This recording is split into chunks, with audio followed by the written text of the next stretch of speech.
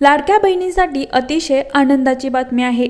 September महिन्याच्या हप्त्याची तुम्ही वाट बघत होता, आता तुमची प्रतीक्षा संपलेली आहे। सप्टेंबर महिन्याचा जो काही हप्ता आहे तो आजपासून तुमच्या खात्यामध्ये जमा व्हायला सुरुवात झाली आहे।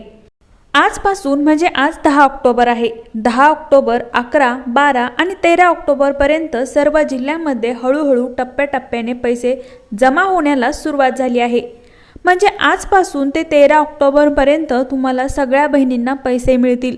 म्हणजे सर्व लाडक्या बहिणींना 1,500 रुपये जमा होणार आहे। आणि आता सगळ्यात महत्त्वाचं म्हणजे तुम्ही म्हणताल की आमची केवायसी झालेली आहे, आमची केवायसी झालेली नाही, सगळ्यांना पैसे येतील का? तर उत्तर आहे हो। तुम्हाला जर मागच्या वेळेचा हप्ता आला असेल तर यावेळेस सुद्धा तुम्हाला हप्ता येईल।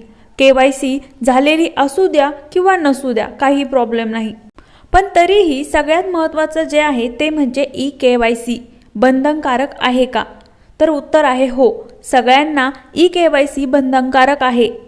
केवायसीची मुदत सुद्धा आता वाढ करून दिलेली आहे।